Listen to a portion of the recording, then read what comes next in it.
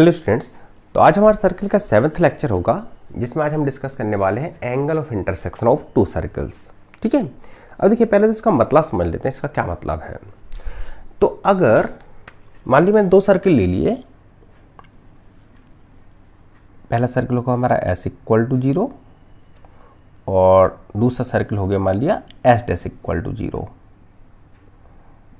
ठीक है, S dash equal to 0 और ये दोनों सर्कल एक दूसरे को पॉइंट ए और बी पर इंटरसेक्ट कर रहे हैं। तो angle of intersection two circle से क्या मतलब है, देखिए अगर मैं पॉइंट ए और पॉइंट बी पर सॉरी मतलब या तो पॉइंट ए या पॉइंट बी, दोनों में से कोई एक पॉइंट ले लीजिए और इन पर टेंजेंट ड्रॉ कर दीजिए। तो सर्कल एस डैश पर जाकर टेंजेंट ड्रॉ करूँ तो कुछ इस तरह की टेंजेंट आएगी हमारी। वही सर्कल एस इक्वल टू 0 पर टेंजेंट ड्रॉ करें तो कुछ इस तरह की टेंजेंट होगी। ठीक है, और इन दोनों टेंजेंट के बीच बनने वाला एंगल क्या कहलाता है, angle of intersection of to circles. ठीक है, अब देखिए अगर हम यहाँ पर देखें तो एंगल तो यहाँ भी बन रहा है इन दोनों टेंजेंट के बीच में, और एंगल एक ये भी बन रहा है, ये भी एंगल बन रहा है दोनों टेंजेंट के बीच। मान लो इसको मैं 5 बोल देता हूँ। तो इन दोनों में से हम कौन सा एंगल लेंगे, तो आपको वही एंगल लेना है जो कि एक्यूट एंगल है, यानी 90 से छोटा है। ठीक है, हमेशा जब भी दो लाइन इंटरसेक्ट करती हैं तो दो एंगल बनाती हैं। ठीक है, एक एंगल ऑब्ट्यूस होता है, एक एंगल एक्यूट होता है, या फिर दोनों 90-90 भी हो सकते हैं, है ना। तो अगर एक ऑब्ट्यूस एंगल है, जैसे समझ सकते हैं हम, ठीक है, जब भी दो लाइन इंटरसेक्ट करेंगे तो हमेशा दो एंगल बनेंगे। जैसे ए वाला एंगल, एक तो ए हो गया और एक ए हो गया, तो इनमें से एक एंगल एक्यूट है और एक एंगल ऑब्ट्यूस है। अगर आपसे पूछा जाए कि दोनों लाइनों के बीच जो एंगल ऑफ इंटरसेक्शन वो कितना है, तो हमेशा आपका आंसर क्या होना चाहिए, एक्यूट एंगल। ठीक है, तो इसके वाले केस में भी हम कौन सा एंगल लेंगे, एक्यूट एंगल ही लेंगे। ठीक है, तो अगर मैं आपसे पूछा जाए angle of intersection of two circle से आप क्या समझते हैं, तो angle of intersection two circle से मतलब है कि अगर मैं पॉइंट ऑफ इंटरसेक्शन पर टेंजेंट ड्रॉ करता हूं तो इन टेंजेंट के बीच बनने वाला जो एक्यूट एंगल होगा वही angle of intersection of to circles कहलाएगा। ठीक है, अब इसको अगर आप थोड़ा लैंग्वेज फॉर्म में लिखना चाहें तो कैसे लिख सकते हैं, तो आप लिख सकते हैं the angle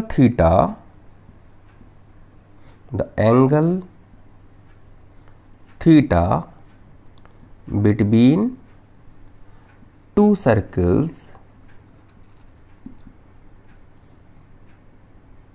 S equal to 0 and S dash equal to 0, ठीक है, is defined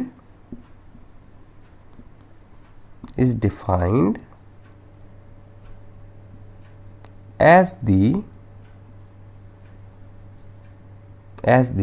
angle between the tangents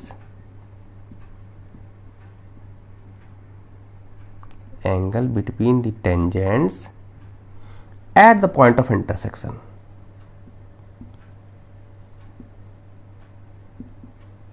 point of intersection. ठीक है, तो हमारी डेफिनेशन हो गई। ठीक है, अब बात आती है इस एंगल को हम निकालेंगे कैसे। ठीक है, तो अब इसको मतलब इस एंगल को निकालने के लिए एक फॉर्मूला प्रूव कर, मतलब एक फॉर्मूला फाइंड करना है। ठीक है, तो इस एंगल को हम कैसे निकाल सकते हैं, तो बायोज्योमेट्रीज को फाइंड कर सकते हैं। ठीक है, तो बायोज्योमेट्रीज को प्रूव करने के लिए मैं थोड़ा सा फिगर चेंज कर देता हूँ, थोड़ा अच्छा फिगर बना लेते हैं इसको।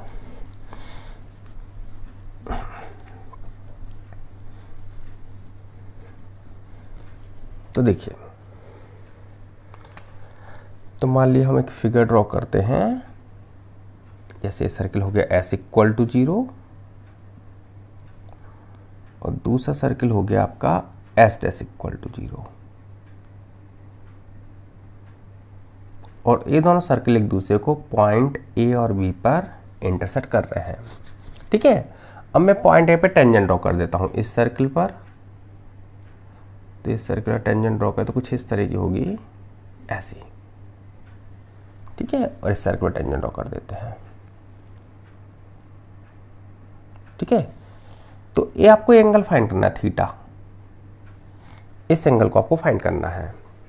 अब कैसे फाइंड कर सकते हैं, तो मैं ये जो पॉइंट ऑफ इंटरसेक्शन ए है, इस पॉइंट को मैं सेंटर से ज्वाइन कर देता हूँ। मान लीजिए सर्कल का सेंटर ओ है, इस सर्कल का सेंटर है ओ डैश, ठीक है। तो इसको हम सेंटर से ज्वाइन कर देते हैं। अब देखिए ये पूरा एंगल कितना हो जाएगा, मतलब ओ ए ओ डैश कितना होगा, तो आपको पता होगा, मतलब पता होगा ही, इसमें तो आप शुरू से पढ़ते आ रहे हैं कि जो अगर हम जो पॉइंट ऑफ कांटेक्ट है अगर उसको सेंटर से ज्वाइन करते हैं तो रेडियस इक्वल होगा, और रेडियस हमेशा टेंजेंट पर परपेंडिकुलर होती है, ठीक है। तो अगर हम ये देखिए एंगल तो थीटा है, अगर इस एंगल की बात करें, इस एंगल की, तो 90 होगा, ठीक है। तो ये पूरा एंगल 90 होगा और ये एंगल थीटा है, और अगर यहाँ से देखें तो एंगल भी 90 होगा, ठीक है। तो हम ऐसा बोल सकते हैं कि अगर ये एंगल 90 है और इतना थीटा है, इतना एंगल आपका थीटा है, ठीक है। इसको थोड़ा सा और अच्छी तरह से मेंशन कर देता हूँ मैं, ठीक है। तो ए एंगल पता है आपको, ए एंगल आपका 90 है और ए एंगल थीटा है, तो ये बचा हुआ एंगल कितना हो जाएगा, ये हो जाएगा 90 माइनस थीटा, और यहाँ से लेके यहाँ तक का एंगल क्या है, ये भी 90 है।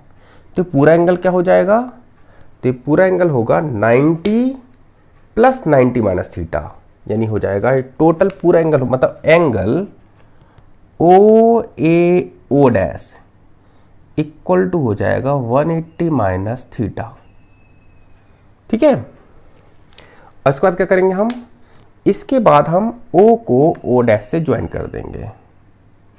तो मान लिया ये क्या होगी, डिस्टेंस बिटवीन सेंटर्स, तो मान लिया इसको मैं डी नाम दे देता हूँ।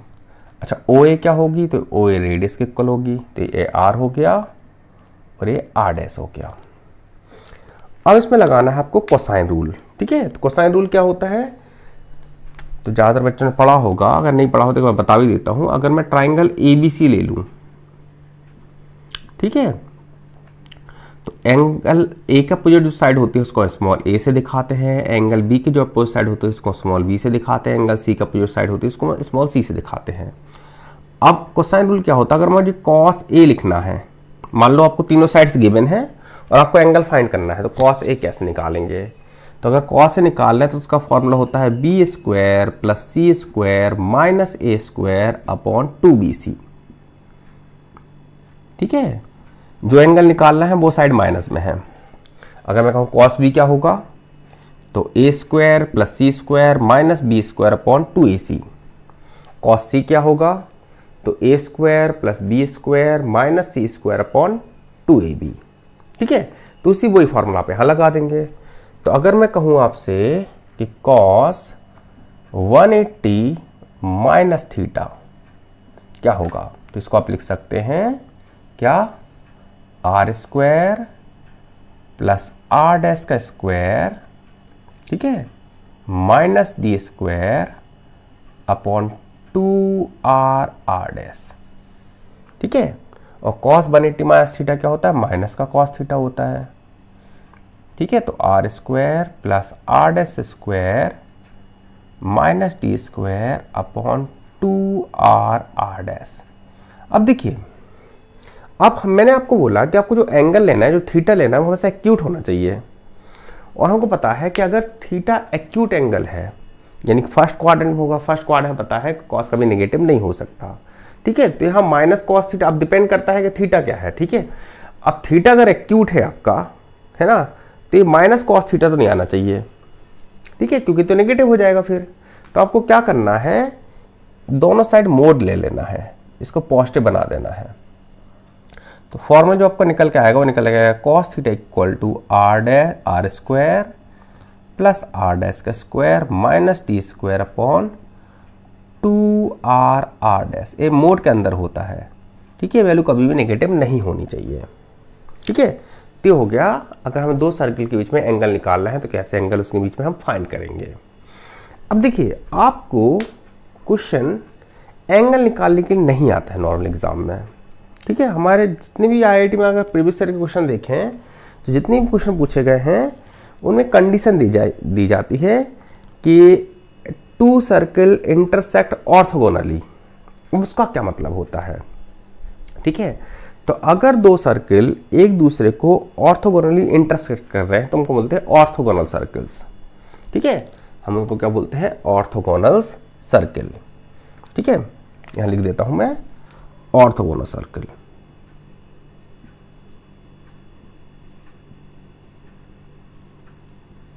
और इसका क्या मतलब होता है? ठीक है, ऑर्थोगोनल सर्कल्स। तो आप इसको ऐसे डिफाइन कर सकते हैं, if angle of intersection between two circles is 90 degree then circles are said to be orthogonal circles. ठीक है, तो अगर दो सर्कल के बीच में बनने वाला एंगल 90 डिग्री है तो हमको क्या बोलेंगे? तो हम कह लेंगे कि दोनों सर्कल कैसे इंटरसेक्ट कर रहे हैं? ऑर्थोगोनली इंटरसेक्ट कर रहे हैं, या दोनों कैसे हैं? ऑर्थोगोनल सर्कल्स हैं। तो ऑर्थोगोनल सर्कल की आप कंडीशन लिख सकते हैं कि angle of intersection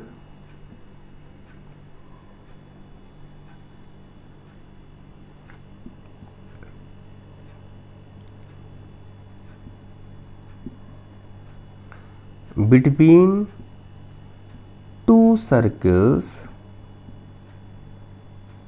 is 90 degree. ठीक है, अब इसकी कंडीशन क्या होनी चाहिए? तो अगर हमें पता है एंगल ऑफ इंटरसेक्शन 90 डिग्री है तो cos 90 क्या हो जाएगा? 0 हो जाएगा। ठीक है, तो चलिए इसकी कंडीशन लिख लेते हैं। क्या कंडीशन निकल के आएगी?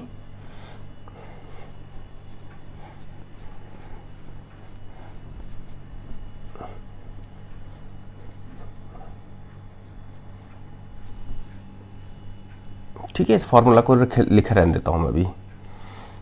ठीक है, तो मान लिया हमारे पास दो सर्किल हैं। कौन कौन से दो सर्किल हैं? पहला सर्किल है s इक्वल टू 0। इसके क्वेश्चन लिखना चाहो तो आप लिख सकते हो x square plus y square plus 2gx plus 2fy plus c equal to 0। और दूसरा सर्किल हमारे पास s डैश इक्वल टू 0। इसके क्वेश्चन लिख देता हूँ x square plus y square plus 2g dash x plus 2f dash y plus c dash. अब आपको बोला गया दोनों सर्किल एक दूसरे को ऑर्थोगोनली इंटरसेक्ट कर रहे हैं। ठीक है, यानी दोनों सर्किल कैसे हैं? ऑर्थोगोनल सर्किल हैं। अब देखिए यहाँ पर अगर दोनों सर्किल एक दूसरे को ऑर्थोगोनली इंटरसेक्ट कर रहे हैं तो थीटा इक्वल टू 90 डिग्री होना चाहिए। और हमें पता है cos 90 0 होता है तो 0 हो जाएगा। ठीक है, तो आपको यहां से क्या मिला? अब तो मोड का मतलब नहीं है कि यहाँ तो 0 है तो मोड हटा भी सकते हैं आप। तो यह हो जाएगा R square plus are dash का square minus D square upon 2r dash. एक क्रॉस में आके मल्टीप्लाई हो, एक क्रॉस में मल्टीप्लाई होकर 0 हो जाएगा। तो आपको कुछ ऐसा मिलेगा r square plus are dash square equal to d square. ठीक है, मैंने क्या किया? इसको क्रॉस में आके मल्टीप्लाई करके 0 कर दिया, डी स्क्वायर को यहां ट्रांसपोज कर दिया। अगर ये दो सर्किल हैं आपके, ठीक है, तो आर स्क्वायर कैसे निकालेंगे? आर स्क्वायर यानी इस सर्किल रेडियस। तो आपने फॉर्मूला पढ़ा हुआ है कि आर का फॉर्मूला होता है, जो रेडियस का फॉर्मूला होता है वो होता है under root G square plus F square minus सी। ठीक है, तो वैसे यहाँ पर पुट कर दीजिए। तो स्क्वायर है तो अंडर रूट लगाने की जरूरत नहीं है। तो हो जाएगा g square plus F square minus c. इधर पे क्या मिलेगा आपको? जी डैश का स्क्वायर प्लस एफ डैश का स्क्वायर माइनस सी डैश। अच्छा, अब डी स्क्वायर कैसे निकालेंगे? तो डी है डिस्टेंस बिटवीन देयर सेंटर्स। अच्छा, इसका सेंटर क्या होता है? इसका सेंटर है माइनस जी कॉम माइनस एफ। ठीक है, अगर इसके सेंटर की बात करें तो इसका सेंटर क्या है? Minus g comma minus f. और इसका सेंटर क्या है? इसका सेंटर है minus g dash comma minus f dash. इन दोनों के बीच में डिस्टेंस निकालनी है। तो कैसे निकाल सकते हैं? डिस्टेंस फॉर्मूला से निकाल सकते हैं। ठीक है, तो डिस्टेंस फॉर्मूला क्या होता है? Under root x2 minus x1 का square plus y2 minus y1 का स्क्वायर। ठीक है, और स्क्वायर लगा हुआ है, अंडर रूट लगाने की जरूरत नहीं है। तो ये कुछ ऐसा निकल के आएगा आपका g माइनस जी डैश का स्क्वायर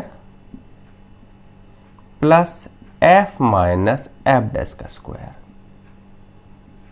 ठीक है, इसका स्क्वायर खोल दीजिए तो यहां से आपको क्या मिला, यहां मिला g square plus F square, ठीक है, minus c plus g dash square plus f dash square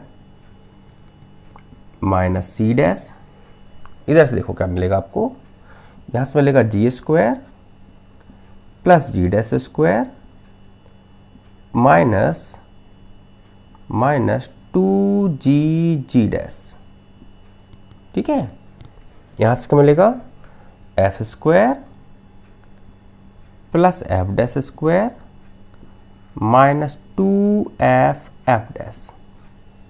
अब क्या कर सकते हैं हम, जी स्क्वायर से जी स्क्वायर कैंसिल कर सकते हैं, जी डैश स्क्वायर से जी डैश स्क्वायर कैंसिल कर सकते हैं, एफ स्क्वायर से एफ स्क्वायर कैंसिल कर सकते हैं और एफ डैश स्क्वायर से एफ डैश स्क्वायर कैंसिल कर सकते हैं और माइनस साइन को मल्टीप्लाई कर दीजिए।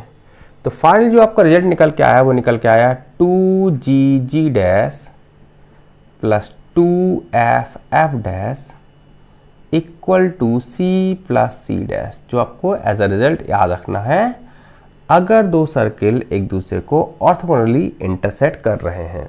ठीक है, तो इस कंसेप्ट बेस्ड क्वेश्चन कई बार आईआईटी में पूछे जा चुके हैं।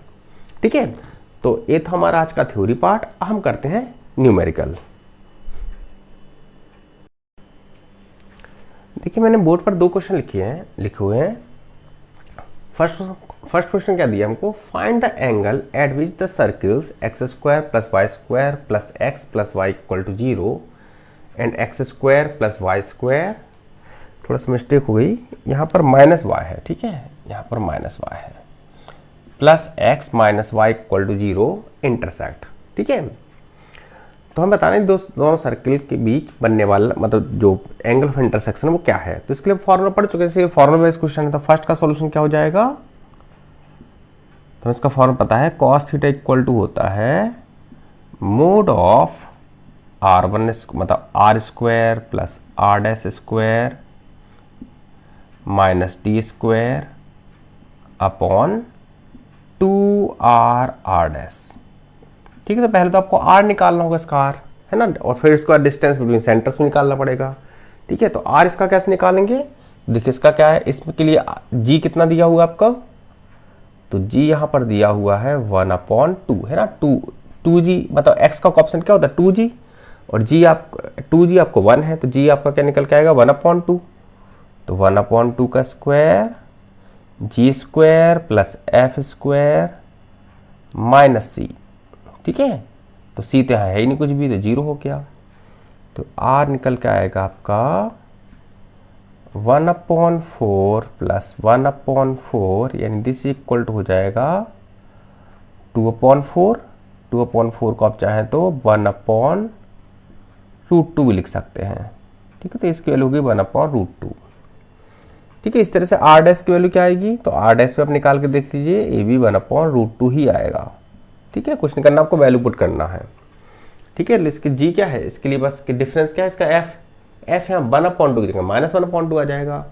अच्छा, डिस्टेंस बिटवीन यार सेंटर्स देखें, मतलब d की बात करें तो d कितना होगा, तो डिस्टेंस बिटवीन द सेंटर्स को अगर हम देखें तो देखिए इसका सेंटर क्या है, इसका सेंटर है -1/2 -1/2, इसका सेंटर क्या है -1/2 +1/2, है ना। सेंटर क्या होता है -g, -f।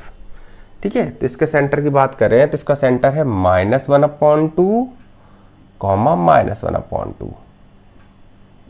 ठीक है, उस तरह से इसकी सेंटर की बात करें तो इसका सेंटर क्या है -1/2, +1/2। ठीक है, इनके बीच की डिस्टेंस निकालें तो क्या करेंगे आप, x2 - x1 ये तो आपस में कैंसिल हो जाएंगे और y2 - y1 ये आपस में ऐड हो जाएंगे। तो इसका आएगा 0, x2 - x1 0 हो जाएगा और y2 - y1 यानी ये आपस में ऐड हो जाएंगे। 1/2 में जब 1/2 को ऐड करेंगे तो 1 हो जाएगा और 1 का स्क्वायर 1 होगा तो यानी 1 ही निकल के आएगा ये।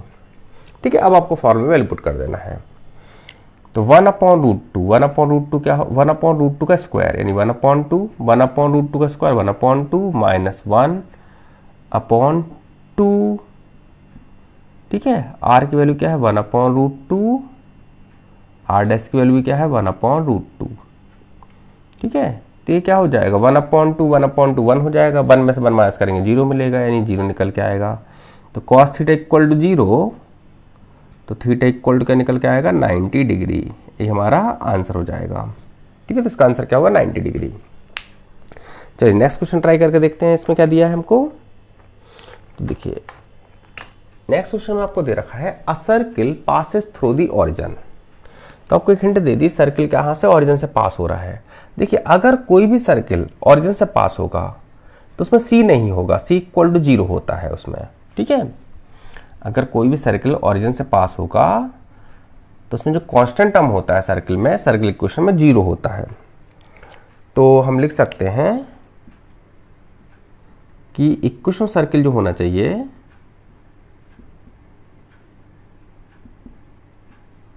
ये क्या होगा x² plus y² plus 2gx plus 2fy। ठीक है, जी सी नहीं होगा इसमें, लेट हमने मान लिया। अब आपको इसके बाद बोला गया है has its centre on y equal to x। अच्छा, इससे क्या समझ में आ रहा है कि y इक्वल टू x है। अच्छा, अब हमें सर्किल का सेंटर पता है, सर्किल का सेंटर क्या होता है -g, यानी -g इक्वल टू -f होना चाहिए अगर y इक्वल टू x पर लाई कर रहा है। यानी यहाँ से माइनस कैंसिल हो जाएगा, g इक्वल टू f हो जाएगा। तो इसको हम थोड़ा सा मॉडिफाइड करना चाहें तो हमें पता है इसमें g इक्वल टू f होगा। क्यों g इक्वल टू f होगा? क्योंकि इसका centre y equal to x पर लाई कर रहा है, तो यानी -g इक्वल टू -f, यानी g इक्वल टू f होना चाहिए। इस सर्किल को आप ऐसे भी लिख सकते हैं कि इक्वेशन सर्किल क्या बन जाएगा x² plus y² plus 2gx plus 2gx, f की जगह में मैं a रख देता हूँ। ठीक है, इसके बाद आपको क्या दिया गया है, इफ इट कट्स इस सर्किल को ऑर्थोगोनली इंटरसेक्ट कर रहा है। अगर मुझे g की वैल्यू पता चल जाए तो सर्किल इक्वेशन पता चल जाएगा। और आपको एक और हिंट दे रखी है कि सर्किल इस सर्किल को ऑर्थोगोनली इंटरसेक्ट कर रहा है। अगर इस सर्किल के लिए देखूं तो इस सर्किल के लिए 2g की वैल्यू है -4 और 2f की वैल्यू है -6 और c की वैल्यू है 10। और अभी हमने कंडीशन पढ़ के रखी है कि अगर दो सर्किल एक दूसरे को ऑर्थोगोनली इंटरसेक्ट करते हैं तो क्या होता है 2g dash 2f dash equal to c plus c dash. अब आपको कुछ नहीं करना, वैल्यू पुट कर देना है। तो इसके लिए देखा जाए तो g, ठीक है, g की जगह भी g रखोगे और f की जगह भी g रखोगे। अच्छा, इसमें g डैश की जगह चलो इसको मैं g डैश लिख देता हूँ जिससे कंफ्यूजन ना हो। ठीक है, तो g डैश की जगह क्या लिखेंगे आप -2, f डैश की जगह क्या लिखेंगे -3 और c डैश की जगह क्या लिखेंगे 10। तो ठीक है, पुट कर दीजिए इसमें, तो 2g, ठीक है, g डैश की जगह लिखना है -2, ठीक है, 2f, f की जगह भी क्या लिखना है g ही लिखना है। ठीक है, f डैश की जगह क्या लिखेंगे आप -3, c plus c dash, c क्या है आपका 0, c डैश क्या है आपका 10। इसको यहाँ सॉल्व करेंगे तो हमें यहाँ से वैल्यू मिलती है इसकी -4g और -6g इक्वल टू 10, यानी माइनस का 10g इक्वल टू 10, यानी g की वैल्यू क्या निकल के आई, g की वैल्यू निकल के आई -1। अब कुछ नहीं करना, इक्वेशन इसमें आपको इक्वल टू 0, इसमें आप g की जगह -1 पुट कर दीजिए, आपका आंसर आ गया। तो g की वैल्यू का हम -1 पुट करते हैं तो हमको यहाँ से जो आंसर निकल के आएगा, g की वैल्यू -1 पुट करने पर, एक बार कैलकुलेशन चेक कर लीजिए इसकी, कहीं गड़बड़ तो नहीं हुई। ठीक है, सही है। तो g की वैल्यू का हम -1 पुट करें तो आंसर हमारा क्या निकल के आता है, x² प्लस y² माइनस का 2x माइनस का 2y इज इक्वल टू 0। यही हमारा आंसर हो जाएगा। ठीक है, अब देखिए मैंने बोर्ड पर यहाँ 2 क्वेश्चन और लिखे हुए हैं। इनमें देखो क्या दे रखा हमको, find the equation of the circle through the point of intersection of the circles. ठीक है, ये दोनों सर्कल आपको दे रखे हैं, इन दोनों के पॉइंट ऑफ इंटरसेक्शन जा रहा है, and cutting the circle this orthogonally. अच्छा, हम फैमिली ऑफ सर्किल पढ़ चुके हैं। अगर कोई सर्किल किन्हीं दो सर्किल के इंटरसेक्शन पॉइंट से पास होगा तो सर्किल का क्वेश्चन होता है s plus lambda s dash equal to 0। ठीक है, जहां लैम्डा क्या है, एक पैरामीटर है। इस लैम्डा की वैल्यू कैसे फाइंड करेंगे, जो आपको दूसरी इन्फॉर्मेशन दे रखी है। ठीक है, सॉल्यूशन 3 है। अब लेकिन यहां पर, अब देखिए यहां पर अगर यहां पर इस फॉर्मूले का यूज करते हैं, डायरेक्ट इस फॉर्मूले का यूज करते हैं, तो क्वेश्चन थोड़ा सा आपका लेंदी हो जाएगा। आंसर तो आ जाएगा नहीं, क्वेश्चन थोड़ा सा लेंदी होगा। ठीक है, तो इसको बेटर आप ऐसा ना करके आप इसको ऐसे देखिए कि जो रिक्वायर्ड सर्किल है वो इन दोनों सर्किल इंटरसेक्शन पर जा रहा है। मान लो पहला एक सर्किल आपका ये हो गया, एक सर्किल ये हो गया। ठीक है, एक सर्किल आपका एस इक्वल टू 0 हो गया, दूसरा सर्किल आपका एस डैश इक्वल टू 0 हो गया। इन दोनों सर्किल के पॉइंट ऑफ इंटरसेक्शन से पास हो रहा है। ठीक है, तो इसका इक्वेशन होता है s plus lambda s dash equal to 0। अच्छा, हम ऐसा भी बोल सकते हैं कि जो रिक्वायर्ड सर्किल है वो इस सर्किल इस लाइन से पास हो रहा है, मतलब इस सर्किल इस लाइन के पॉइंट ऑफ इंटरसेक्शन से पास हो रहा है। ये भी ट्रू है। अगर आप इसको ऐसा ना लिख के आप इसको ऐसे लिखें s plus lambda l equal to 0, यहां से आपका क्वेश्चन थोड़ा सा इजी रहेगा। ठीक है, थोड़ा कैलकुलेशन कम लेंदी हो, मतलब कैलकुलेशन हमें कम कैलकुलेशन करनी पड़ेगी, इसमें थोड़ी सी आपकी कैलकुलेशन ज़्यादा होगी इस केस में। और एल आप कैसे निकालेंगे, तो कॉमन कॉर्ड का हम इक्वेशन पढ़ चुके हैं, कैसे निकालते हैं, s minus s dash equal to 0। तो एस में से एस डैश को माइनस कर दीजिए, तो क्या मिलेगा, माइनस का 4x माइनस का 6x यानी माइनस का 10x, माइनस का 6y माइनस का 4y यानी माइनस का 10y, माइनस 12 से माइनस 12 कैंसिल हो जाएगा। ठीक है, तो आपको मिलेगा ये एक क्वेश्चन मिलेगा आपको माइनस का 10x माइनस का 10y इज इक्वल टू 0। चाहे तो माइनस से इसको डिवाइड भी कर सकते हैं। ठीक है, तो अगर आप इस तरह से इस लाइन को लेके चलते हैं, ठीक है, ना कि सर्किल को लेने, मतलब ना कि दूसरे सर्किल लेके चलें, तो हमारी कैलकुलेशन थोड़ी सी इजी रहेगी। तो देखो इक्वेशन रिक्वायर्ड सर्किल क्या हो जाएगा, अगर इसको लेके चलें तो x square plus y square, ठीक है, माइनस का 4x माइनस का 6y माइनस का 12 प्लस लैम्डा, और इसकी वैल्यू पुट कर दी माइनस का 10x माइनस का 10y इज इक्वल टू 0। ठीक है, तो हमारी इक्वेशन हो गई रिक्वायर्ड सर्किल की। ठीक है, आप चाहें तो इसको आप स्टैंडर्ड फॉर्म में लिख सकते हैं। स्टैंडर्ड फॉर्म में लिखेंगे, कैसे लिखेंगे इसको, आप इसको हम इस तरह से लिखेंगे x square plus y square, ठीक है, माइनस का 4 और माइनस का 10 लैम्डा, यानी हो जाएगा माइनस का 4 माइनस का 10 लैम्डा इंटू एक्स। ठीक है, इधर से क्या हो जाएगा, माइनस का 6 माइनस का 10 लैम्डा वाई, और सी में आ जाएगा आपका माइनस का 12 इज इक्वल टू 0। तो हो गया आपका इक्वेशन रिक्वायर्ड सर्किल। अब अगर हमको लैम्डा की वैल्यू पता चल जाए तो हमारा आंसर आ जाएगा। और लैम्डा कैसे निकालेंगे, आपको दे रखा है ये सर्किल इसको ऑर्थोगोनली कट कर रहा है। अगर ये सर्किल इसको ऑर्थोगोनली कट करेगा तो क्या होना चाहिए, 2g dash plus 2f dash equal to c plus c dash. अब देखिए g की बात करते हैं, 2g यानी देखो x का ऑप्शन तो था 2g, तो g क्या हो जाएगा यहाँ पर -2 माइनस का 5 लैम्डा। g डैश क्या होगा, तो g डैश यहाँ पर होगा माइनस का 1। ठीक है, 2f डैश, अगर हम f की बात करते हैं f क्या हो जाएगा, y के ऑप्शन का आधा यानी माइनस का 3 माइनस का 5 लैम्डा, और वहाँ तो f है कुछ है ही नहीं, तो f तो यहाँ 0 हो गया। c की बात करें तो c यहाँ पर क्या है, c यहाँ पर -12 है, और c उधर पे क्या है, c वहाँ पर -4 है। ठीक है, तो अगर यहाँ से हम निकालते तो पूरा 0 हो गया, यहाँ पर मिलेगा आपको ये माइनस माइनस माइनस से प्लस हो जाएगा पूरा, तो ये मिलेगा 4 plus 10 lambda is equal to minus का 16। 4 को यहाँ ट्रांसपोज कर दीजिए, 10 लैम्डा इक्वल टू मिलेगा आपको माइनस का 20, लैम्डा इक्वल टू मिलेगा आपको माइनस का 2। अब कुछ नहीं करना आपको, बस लैम्डा की जगह -2 पुट करना है, आपका आंसर आ जाएगा।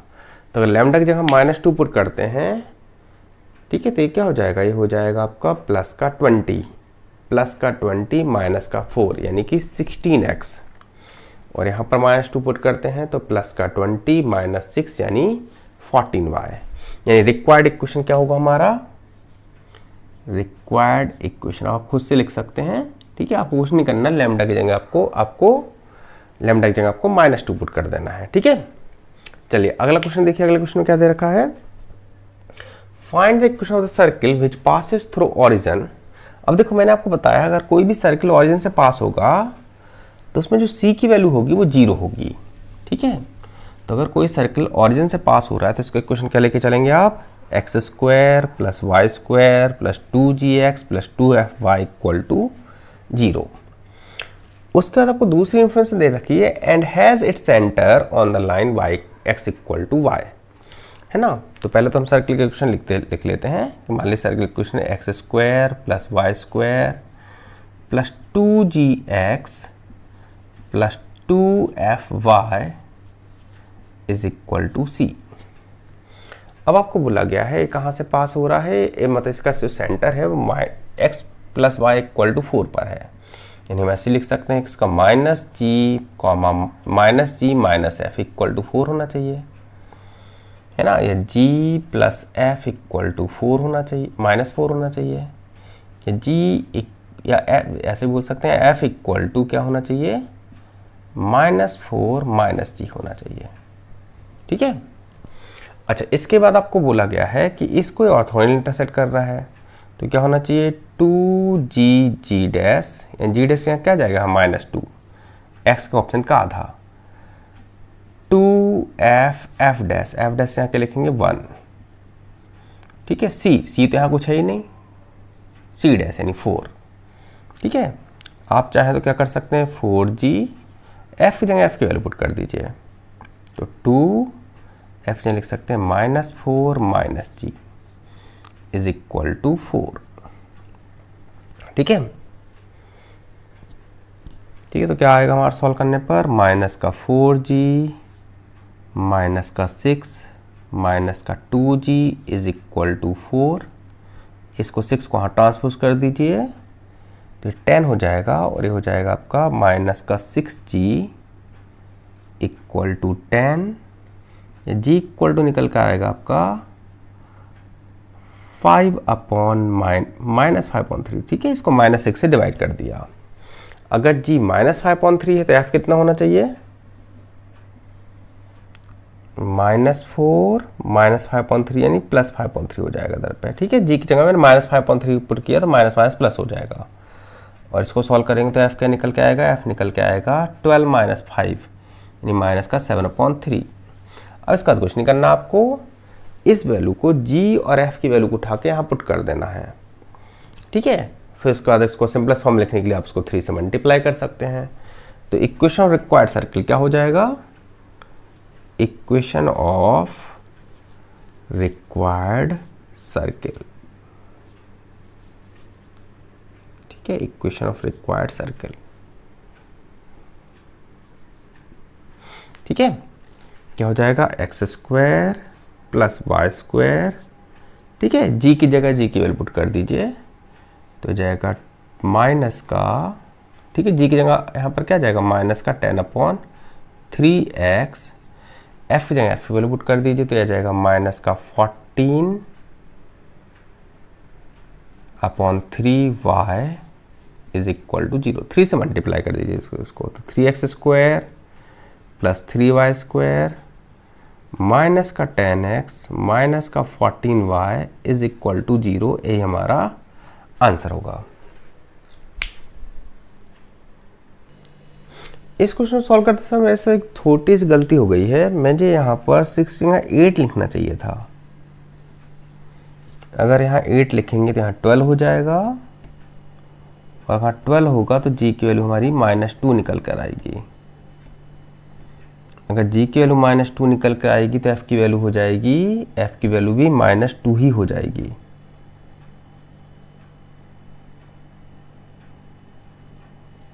ठीक है, अब यहाँ पुट करेंगे तो ये हमारा जो इक्वेशन बनेगा, अब हम पुट करेंगे g की जगह -2 तो ये हमारा इक्वेशन जो निकल के आएगा वो निकल के आएगा x² + y² माइनस का 4x माइनस का 4y इज इक्वल टू 0। ये होगा हमारा आंसर। ठीक है, वो ध्यान नहीं दे पाए, इस वजह से हमसे गलती हो गई। ठीक है, चलिए आज क्लास का लास्ट क्वेश्चन डिस्कस करते हैं। देखिए इसमें क्या दिया रखा हमको, find the locus of the centres of the circle which cuts the circle this and this orthogonally. तो हमें ऐसे सर्किल के सेंटर का लोकस फाइंड करना है जो इन दोनों सर्किल को ऑर्थोगोनली कट कर रहे हैं। ठीक है, तो क्या करेंगे, सबसे पहले तो मान लेंगे let the required circle be x square plus y square plus 2gx plus 2fy plus c equal to 0। मान लिया हमारा रिक्वायर्ड सर्किल है। ठीक है, जिसका लोकस हमें, जिसके सेंटर का लोकस फाइंड करना है। हमें पता है इसका सेंटर क्या होता है, minus g comma minus F. तो इसका सेंटर होता है minus g comma minus F. इसको मैं एच और के मान लेता हूँ। ठीक है, minus g comma minus F. ठीक है, इसको एच और के मान लिया। अब हमें पता है कि अगर ऑर्थोगोनली कट कर रहे हैं तो क्या होना चाहिए, 2g डैश। तो पहले इस सर्किल लेके देखते हैं। तो इसके लिए जी डैश कितना है 2 प्लस 2f डैश। इसके लिए f डैश कितना है -3। ठीक है, y का ऑप्शन का आधा is equal to c plus c dash. तो c प्लस सी डैश, इसके लिए सी डैश कितना है 0, कुछ भी नहीं इसके लिए सी डैश। तो ठीक है, तो 0। तो हमारा इक्वेशन 1 हो गया। दूसरा इक्वेशन से बनेगा तो 2g डैश, जी डैश के लिए क्या है माइनस का 5.2, 2f डैश, f डैश क्या है इसके लिए 2 है ना, c प्लस सी डैश यानी c डैश -2। इक्वेशन नंबर 2 हो गया। अब मुझे c नहीं चाहिए, मुझे g और f में चाहिए इक्वेशन। तो c को मुझे लिमिट करना पड़ेगा। तो c को लिमिट करने के लिए क्या करें, हम इसको माइनस कर देते हैं, माइनस माइनस माइनस, और ये प्लस हो जाएगा। तो c से c कैंसिल हो जाएगा। तो हमको क्या मिलेगा यहाँ से, देखो 2 से 2 कैंसिल हो गया। ये मिलेगा प्लस का 4g और ये माइनस है। ठीक है, माइनस साइन बाहर लगा हुआ है यानी प्लस हो जाएगा। तो प्लस का 9g हो जाएगा ये। ठीक है, वैसे यहाँ पर देखो माइनस का 3f और माइनस का 4f। ठीक है, माइनस का 3f, सॉरी माइनस का 3f नहीं है, माइनस का 6f है। माइनस का 6f और माइनस का 4f यानी माइनस का 10f हो जाएगा। ठीक है, और इधर से क्या मिलेगा, यहाँ से मिलेगा आपको केवल +2। ठीक है, +2। अच्छा, अब देखिए, अब मुझे लोकस किसका निकालना था, मुझे लोकस निकालना है सेंटर का। सेंटर क्या होता है -g कॉमा -f, यानी हमने इसको h और k मान लिया था। तो हमें लोकस फाइंड करने के लिए g की जगह क्या लिखेंगे, g की जगह लिखेंगे हम -h। तो g की जगह लिखेंगे हम -h और f की जगह क्या लिखेंगे -10 और f की जगह क्या लिखेंगे -k। ठीक है, क्योंकि हमने सेंटर क्या एज्यूम किया है, h और k एज्यूम किया है, इज इक्वल टू 2 यानी हो जाएगा माइनस का 9h प्लस का 10k इज इक्वल टू 2। चाहे तो इसको माइनस साइन से मल्टीप्लाई कर दीजिए। तो 9h माइनस 10k, ठीक है, 2 इधर आ जाएगा तो ये प्लस का 2 हो जाएगा, माइनस का 2 होगा तो ये इधर आके +2 हो जाएगा, इज इक्वल टू 0। ठीक है, ये हमारा लोकस हो गया। अब लोकस के लिए क्या करते हैं, चौके में आपने इक्वेशन बना लिया, रिक्वायर्ड लोकस इज लिख के आपको क्या कर देना है, रिक्वायर्ड लोकस इज। अब आपको क्या करना है, यहां पर बस h और k की जगह x और y पुट कर देना है। तो 9x minus 10y plus 2 is equal to 0, यही हमारा आंसर होगा। ठीक है, तो आज के इस लेक्चर को यहीं खत्म करते हैं। ठीक है।